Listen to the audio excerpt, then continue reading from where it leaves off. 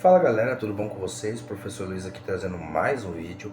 E no vídeo de hoje um assunto que eu complementei esses dias, que eu tive um pensamento sobre o coração profano, que foi uma filosofia que eu tive no ônibus, vindo para o serviço, onde eu estava mentalizando e pensando no conceito de pessoas que iniciaram na vida numa ordem iniciática, porém o seu coração ainda era profano. Então, nas atitudes dela, nas escolhas, nos pensamentos e na própria deturbação da sua ordem iniciática, depois que ela sai da ordem, que ela acaba denegrindo a imagem da instituição, então mostra que ela tinha um coração profano. Ela foi curiosa, ela iniciou sendo curioso, mas depois mostrou que era apenas um profano de alma e coração.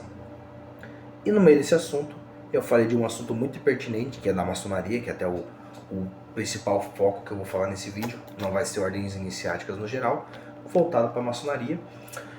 O assunto das maçonarias arianas, que é um assunto muito chato, já vou deixar bem claro para vocês que é um assunto muito chato. Maçonaria regular e irregular, que é dita aqui no Brasil, e das maçonarias mistas e todos esses termos de divergências maçônicas. Pausa para água. Se hidrata. Pois bem, quando a gente entra nesse conceito de termologia de falar de maçonaria ariana, é um assunto, na verdade, muito chato, porque desde que a gente sabe da criação, entre aspas, muitas aspas, da maçonaria conhecida tradicionalmente, é dito que ela surgiu em 1717, ou aquela famosa história de sempre, da junção das guildas que se juntaram e formaram as 4 lojas que criaram a super grande loja unida do Brasil. Do Brasil não, da Inglaterra. Contudo, uma coisa que eles sempre esquecem de falar é que já existia a maçonaria. A maçonaria, além da visão inglesa, que é uma das vertentes maçônicas, já tinha, ou também tinha e surgiu na França. Então a gente tinha maçonaria na França, Inglaterra e todos os países na sua volta. Então todo o panteão, vou falar nessa termologia, europeu, de países e tudo mais, já sabiam que era maçonaria e praticavam antes de 1717. Tanto que temos documentos históricos que comprovam isso, que já existia maçonarias, que é até um termo que eu gosto muito de usar, que é a dita maçonarias, porque muita gente quer apontar que a sua maçonaria é correta, que a da pessoa é errada, e você sendo maçom é uma coisa que eu acho muito pejorativo e muito deprimente, porque o fundamento, a visão de uma ordem iniciática, independente de qual que seja, já diz, é uma ordem iniciática, é uma irmandade. Então, até um dos fundamentos da maçonaria. Liberdade, igualdade e fraternidade, o princípio do iluminismo. Liberdade, somos livres. Igualdade, somos iguais. E fraternidade, somos fraternos, somos irmãos. Cadê a irmandade quando você acaba falando que o iniciado, na outra potência, não é seu irmão? Porque ele é espúrio, porque ele pertence a uma potência irregular. Mas daí quando você vai ver o fundamento, a ritualística, o jeito de se fazer maçonaria, muitas vezes tem algumas divergências ou quase sempre é igual na ritualística e nos princípios e valores. E quando a gente pensa assim, a gente vê que a própria instituição muitas vezes acaba se limitando, ou a instituição não, as pessoas que comandam essa instituição criam princípios para limitar e tomar poder, que é uma coisa que acontece em qualquer lugar do mundo, seja academia, seja ordem iniciática, seja empresa, sempre vai ter alguém que vai querer mandar em tudo e falar que os outros estão errados ou não são melhores. E na maçonaria não é diferente, e é um assunto que eu vou continuar já já.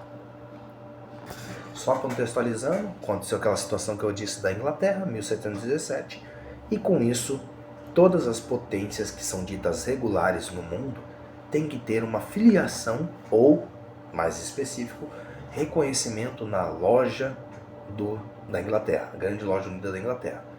Porém, isso é uma coisa que, se a gente para pensar, não faz muito sentido de você dizer ser maçom se você é uma instituição livre de bons costumes. Não seria mais cabível você ser livre e ter bons costumes do que um reconhecimento de uma potência, de uma loja, que se caso você não é filiado a ela, você é considerado falso, E eu me baseio muito nisso em instituições como escolas mesmo. Eu estudei em tal escola, se a pessoa estudou em outra escola, então quer dizer que ela é mais burra que eu, ou eu sou mais burro que ela? Entende? Cada um tem um jeito diferente de ensinar, em um sistema, uma pedagogia para se abranger os conteúdos.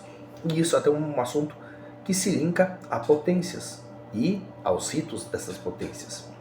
Então, cada rito é praticado e ensinado de um jeito, que é um jeito de se fazer a maçonaria e o jeito de se transmitir o conhecimento para as pessoas.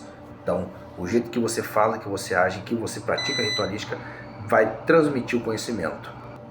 E por isso que a maçonaria é muito rica nesse conceito ritualístico de ter vários ritos, porque o rito adoniramita é um rito muito rico, o rito escocês edificado, o rito de York, o rito antigo, o rito escocês antigo e aceito, o Shedrer, que é o alemão, o rito de Mênfis, Mizrahi, que é o rito do Egito, o rito egípcio em geral, todos os outros ritos, rito brasileiro, cada um vai ter um jeito diferente de trazer a maçonaria. Aí já é uma outra pergunta que eu linko com a primeira, de regularidade irregular. O rito A é melhor que o rito B? Não tem isso. Cada um tem um jeito diferente de se passar o conhecimento. E até isso se remete tanto aos graus superiores, que é a partir do grau de mestre. Porque tem ritos que tem até o 33º grau, como o exemplo do escocês antigo e aceito, e em algumas linhagens o adoniramita também. Porém, tem outros ritos que tem 6 graus, 13, 12, tem outros que nem o Mênfis Mizrahi, tem linhagens que tem 90 graus, outros tem menos, outros tem mais. Aí você fala, eu tenho mais conhecimento e poder porque eu tenho mais graus que ele, ou porque eu me dediquei mais? Então, são tapas na cara que a gente tem que ter como irmão e também como uma pessoa com raciocínio lógico. E isso se interliga muito ao conceito de você ser irregular ou não. Porque eles dizem, você é espúrio. Tá, mas por que eu seria espúrio? Agora, voltando para o conceito iniciático maçônico. Qual que é o conceito maçônico mesmo de ser irmão? Sinais, toques e palavras. Um maçom se identifica e se conhece como maçom legítimo por sinais, toques e palavras. E, é claro, pela iniciação e pelo uso do avental. Então, esses são os pilares da maçonaria. Sinais, toques e palavras, que é só passado dentro de loja, pelo seu avental que você porta e por isso, praticamente isso. E claro, pela frequência em loja também, que é uma coisa fundamental. Não se faz maçonaria fora de loja. É uma frase até, entre aspas, também muito pertinente, porque se diz, você sabe que você tem que ser maçom 24 horas por dia, em todo lugar que você vai, mas o conceito de se agir na maçonaria é em templo, é em loja. Então tem essa visão também. E agora, se remetendo ao conceito de arianos que eu falei, de regular e irregular. Como surgiu a Grande Loja Unida do Brasil, da Inglaterra, estou me confundindo muito aqui, tapinha na orelha. As potências que tem, tanto no Brasil e em outros países, são filiadas a ela, mas tem muitas que não são. E qual que é o problema disso? Aqui no Brasil, a gente tem essa situação onde são 3 grandes potências que são filiadas à Grande Loja Unida do Brasil, que se dizem autoridades em todas as outras, ou que são as legítimas maçonarias no Brasil. Temos a clássica GOB, Grande Oriente do Brasil, que teve outros nomes, não vou entrar em fatores de nome e nem histórico. Temos a CMSB, que seria uma confederação, junção de várias potências. E temos a COMAB, que é algo mais ou menos voltado nessas 2 vertentes também. As 3 que são ditas regulares. Todas as outras potências que não são dessa linhagem são ditas espúrias ou irregulares. Mas aí quando você começa a analisar todo o fundamento do que é ser maçom, sinais, toques e palavras, ter uma constituição, ser reconhecidos, respeitar os princípios e as leis e por aí vai, você vê que não tem nada de errado nessa potência. Tá, mas então para mim ser reconhecido eu tenho que ter uma documentação do outro país, do exterior. Tá.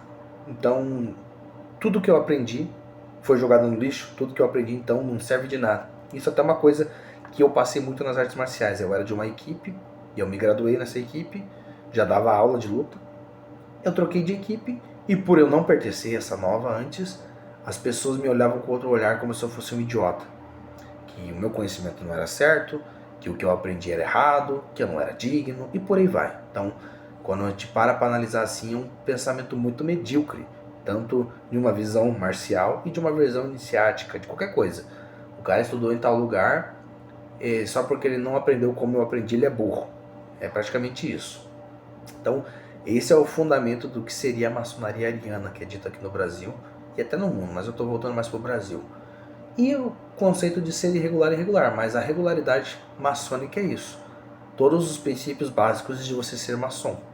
Você ser um homem justo, de princípios e valores, e todas as coisas que eu já disse. E, cara, quando você começa a entrar nesse assunto, é um assunto que eu falo pra vocês, é muito chato, porque eu, pelo menos antes de ser iniciado, eu já era louco pela maçonaria, eu sou louco pela maçonaria, porque pra mim isso é uma das pilares primordiais da minha vida. E, cara, eu levei 10 anos praticamente para me iniciar na maçonaria, e eu já estudava muito, muito mesmo. Estudava. Voltei aqui, tinha me chamado, tive que responder. Mas, como eu tava falando, é muito chato esse assunto, porque quando você, ou que nem eu estudava, agora eu lembrei o que eu tava falando. Eu, há mais de 10 anos estudando, sempre, eu já sabia até um pouco sobre essas tretas que tem maçônica, só que se você para ver, isso perde o fundamento da maçonaria, ou de qualquer ordem iniciática.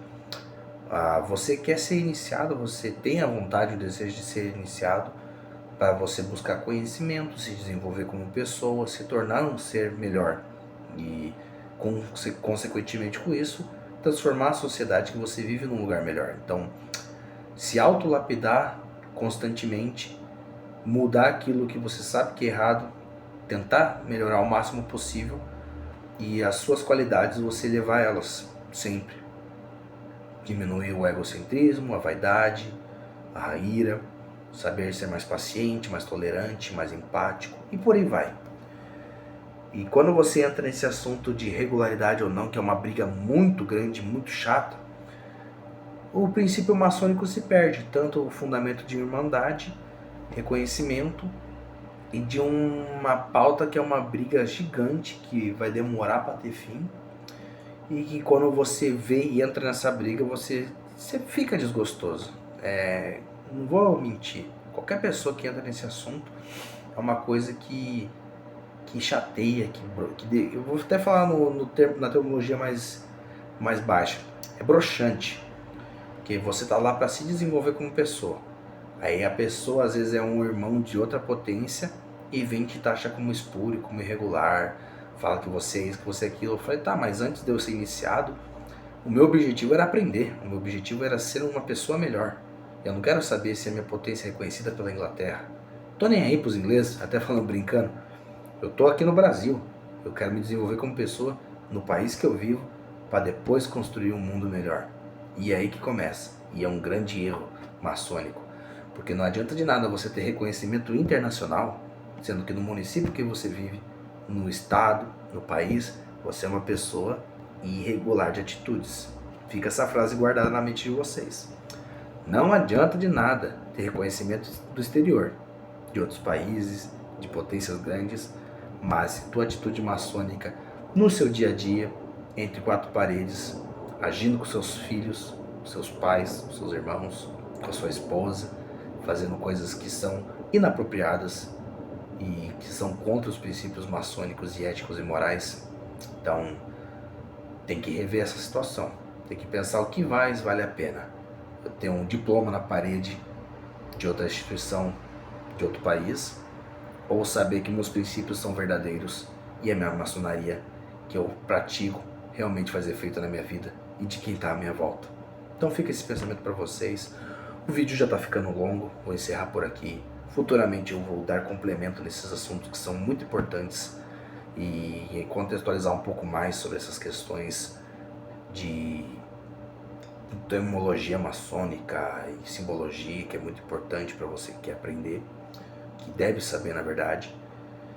E é isso, curta esse vídeo, comenta, se inscreva no meu canal e até a próxima.